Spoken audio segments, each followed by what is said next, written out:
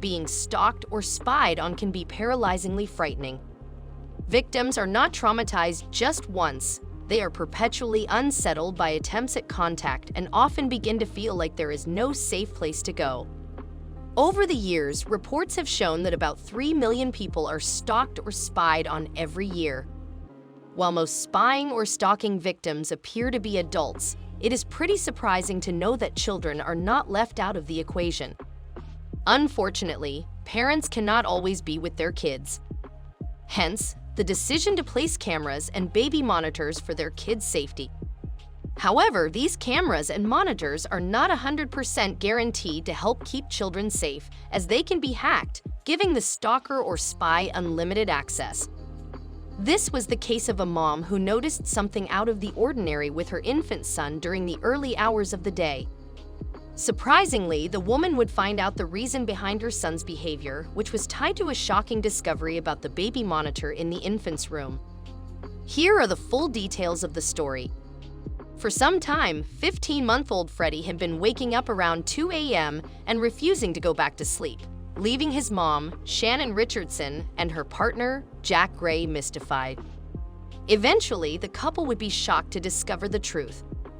One night, Richardson and Gray had been sitting up watching TV at 2:30 a.m. when they heard a noise from their son's room.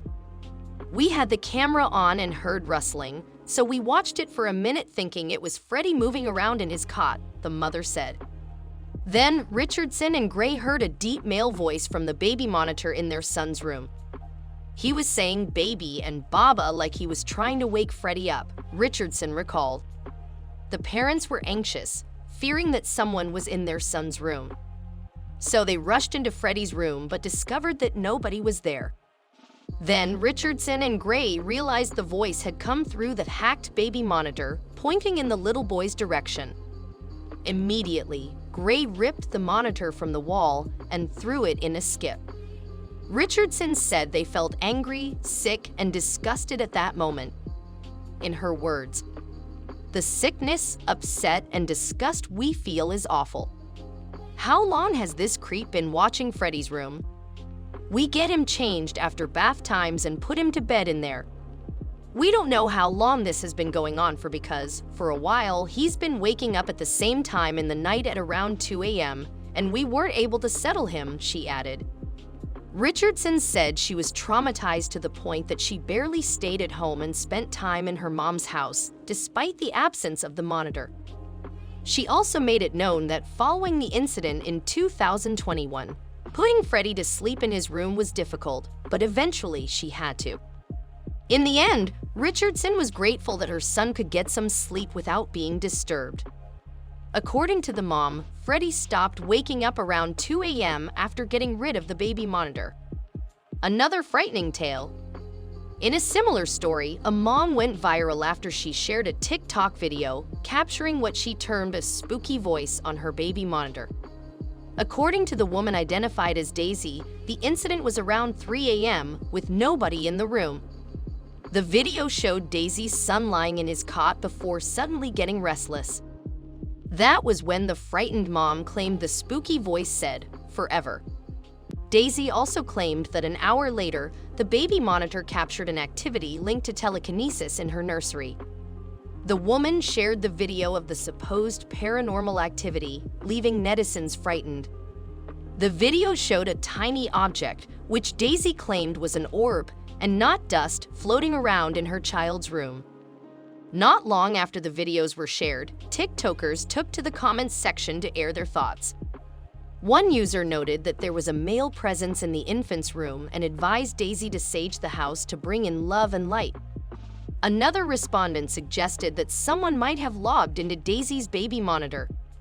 A third user advised the scared mom to move her son to her room for some time while she figured out what was happening.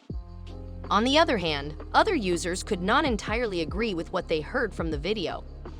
Whether or not Daisy was right, the importance of parents looking after their toddlers, especially during late and early hours, cannot be overemphasized. In another story, the mother opened up about it in a Facebook post that many people shared. Most Facebook users were shocked to read her post. As soon as the couple heard the strange noises, they pressed the record button on the baby monitor and posted the video of their child on Facebook. Catherine and Caleb Witt's nighttime ritual included saying prayers before putting their kids to sleep.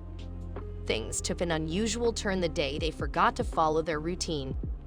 On a Sunday night in January 2016, they didn't say their prayers while putting their 2-year-old daughter, Sutton Witt, to sleep.